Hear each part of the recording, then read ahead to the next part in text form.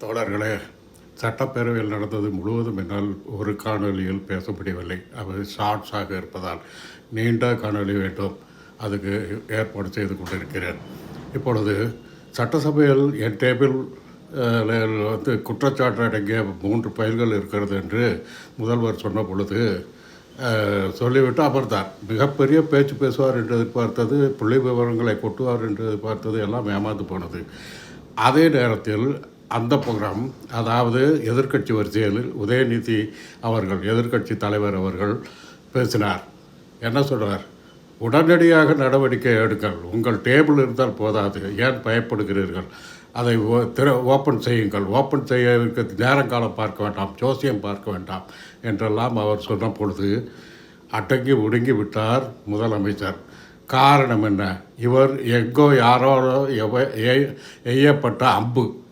இந்த முதல்வரும் இந்த ஆட்சியும் வெளியில் உள்ளவர்களால் எய்யப்பட்ட அம்புகள். அந்த அம்பு இங்கே வந்து விழுந்து கொண்டு புலம்பிக் கொண்டு இருக்கிறது.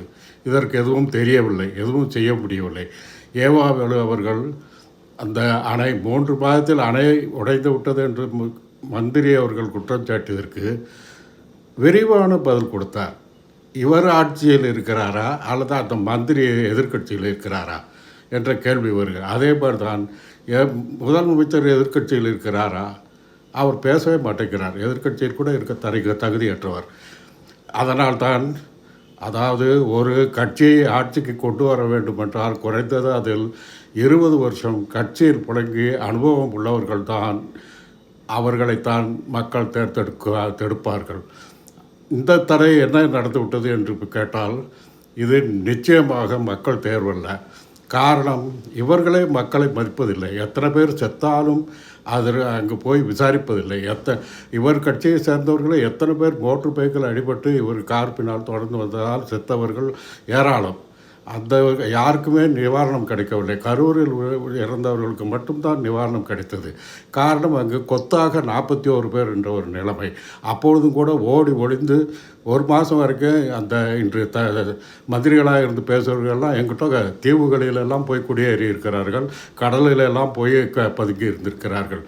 இப்படிப்பட்டவர்கள் இன்று வீரவசனம் பேசுகிறார்கள். இப்படி பேச பேச திமுகவை பேச பேச திமுகவுக்கு தான் உயர்வு. அது போல் ஸ்டாலினை பேச பேச இப்பொழுது மக்கள் எல்லாம் ஸ்டாலின் இல்லையே என்ற வருத்தத்தில் இருக்கிறார்கள். இந்த 100 நாளில் ஸ்டாலின் இருந்திருந்தால் எத்தனையோ நன்மைகளை செய்திருப்பார், ஏகப்பட்ட நலத்திட்டங்கள் கொண்டு வந்திருப்பார், நாட்டின் வருமானத்தை இன்னும் அதிகமாக பெருக்கி இருப்பார் என்றெல்லாம்